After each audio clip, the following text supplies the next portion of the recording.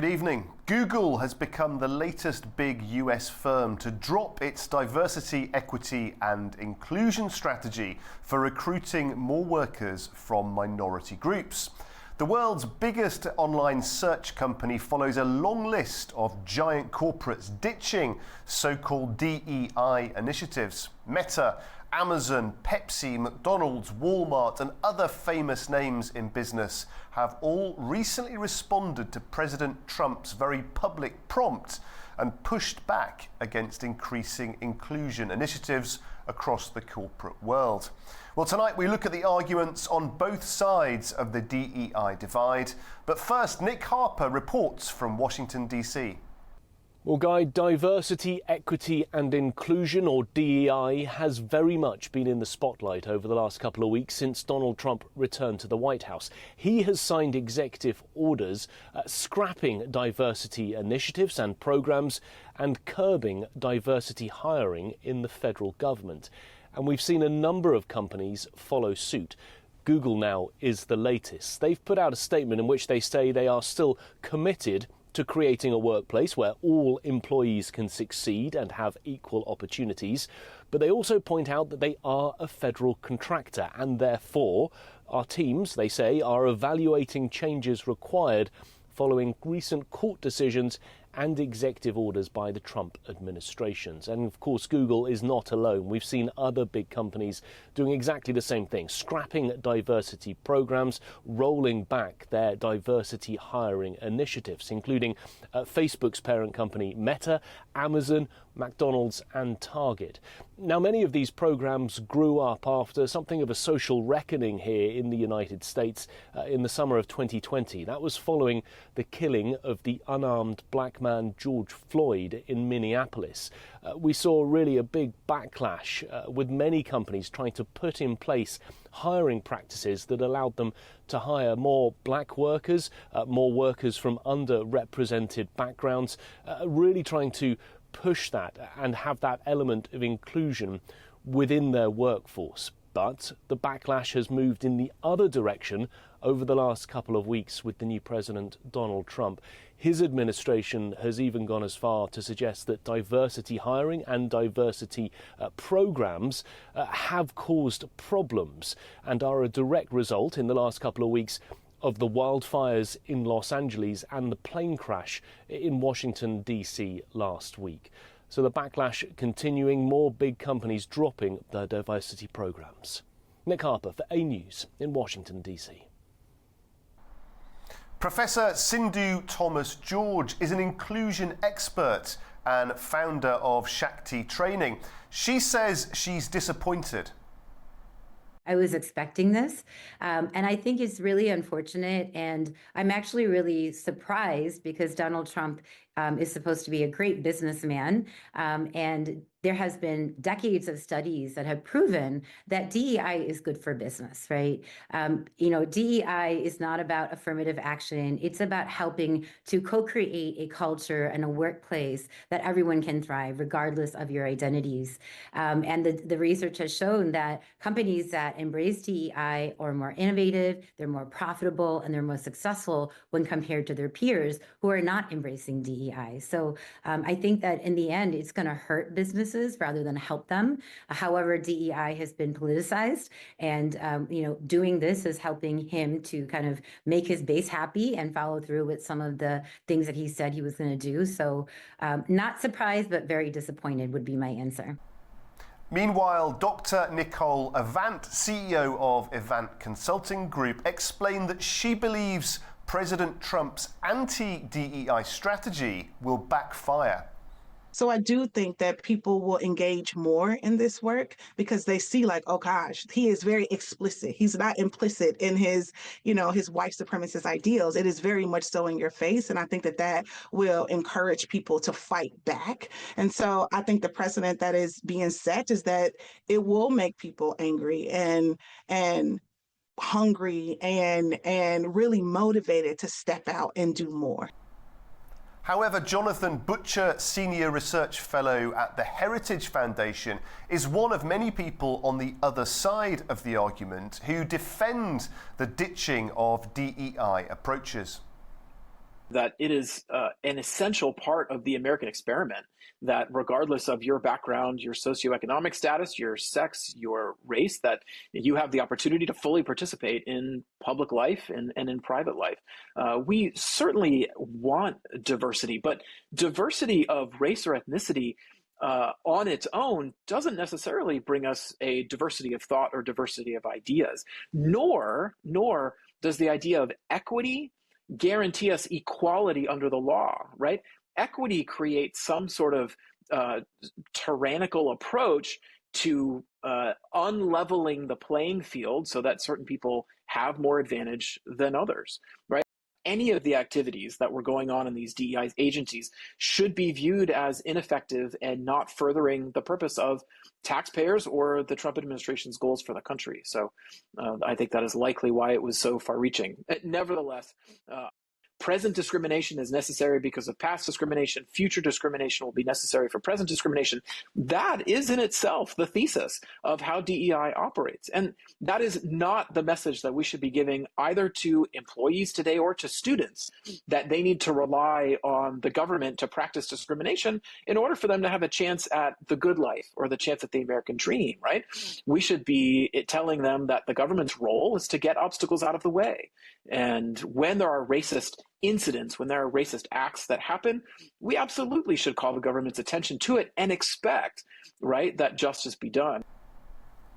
Well, let's go to Paris now and speak to someone at the forefront of this work. Dr. Marcel Laliberte is Chief Diversity, Equity and Inclusion Officer at the leading business school HEC Paris. Dr. Laliberte, many thanks for joining us on Newshour. I'd like to start by asking for your personal reaction to this apparent pushback against diversity, equity and inclusion programs. So on a personal front, I'm going to be quite frank. I've got a few labels. So I'm Canadian. So the whole 51st state discussion that we've been hearing coming out of the US. And then, of course, my role is Chief Diversity, Equity and Inclusion Officer. So prime time on that front. And then, of course, as my child has allowed me to share, I'm a mother of a transgender son. So on those three layers, on the personal side of things, there's a lot going on for sure. Now, obviously, this is a complex subject that cuts across politics, business, and probably all aspects of society. What's really going on here? What are the drivers behind the scenes?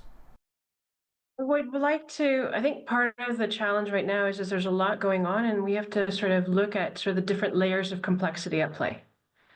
We've got individuals who've got a set of value systems, identities, and whatnot, and then they operate within organizations and their organizational cultures, be it competitive, collaborative, creative, and whatnot. And then we have a societal layer with societies evolving identities and legal frameworks at play.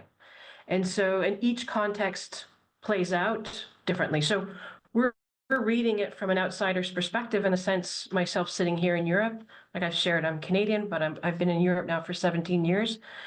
So of course, our perception of what's going on there will be different from what you would feel or read if you were based in the US. And even there, I would go as far as saying, depending on which state you're sitting in, because we know that state politics play out at different levels and are not homogeneous across the United States.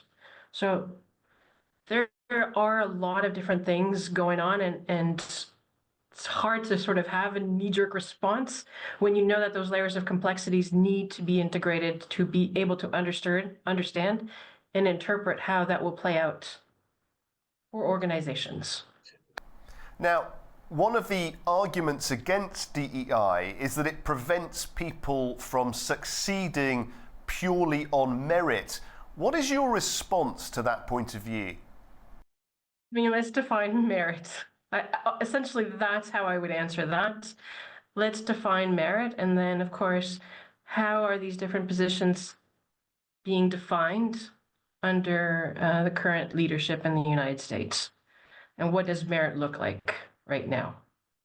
There have been great sort of analysis throughout the New York Times, even some of the press that I've read, being left or right-leaning, have really raised the question around merit. And I think I want to, okay, well, when we look at merit, who's around the Trump administration right now?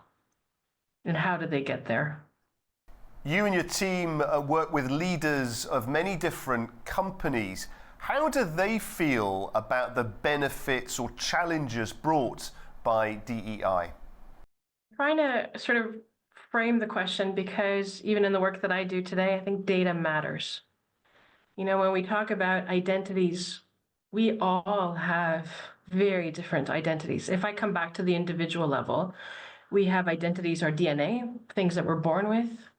I can change the color of my hair, but essentially I'm a dark blonde. I have white skin, things I can't control.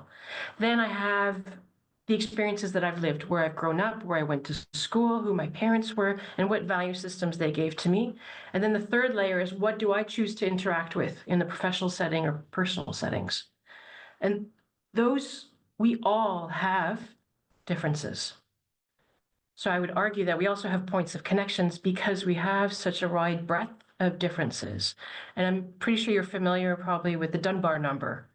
You know how we connect with 5 people, that's really our close little network of people. And then as we compound out, our brain cannot necessarily remember all the names over 150, so we tend to create categories. And so we will be creating categories and identities just to be able to manage the information around us. This is true in terms of physical connections and also on social media. I think the number for the Dunbar number was up to 160 on the social media side of things. We intimately know or interact with about 160 people before we start creating categories. So my alumni friends, or my work friends, or my neighbors, we naturally create categories. So I often want to push back on sort of these identity categories because they are as complex as who we are.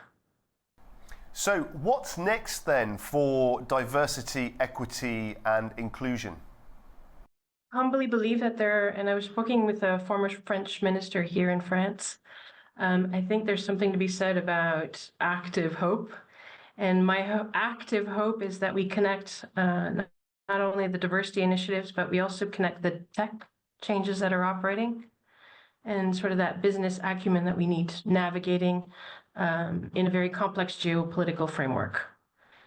To be able to bridge between those 3 sort of points around tech, geopolitics, and these initiatives will only benefit organizations going forward. Humbly, I'd like to believe part of the good news is, from what I'm hearing right now in the last few weeks, is people wanting to say, okay, how can I do more?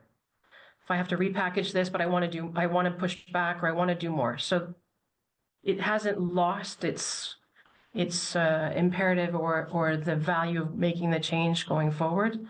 It's just, how do we keep going in light of what's going on? Dr. Marcel Laliberte from HEC Paris, thank you very much for joining us on Newshour. Well, that is all we have time for on this edition of the show. Please do stay with A News for more news and analysis. And from all of us here in Baku, we wish you a very pleasant evening ahead.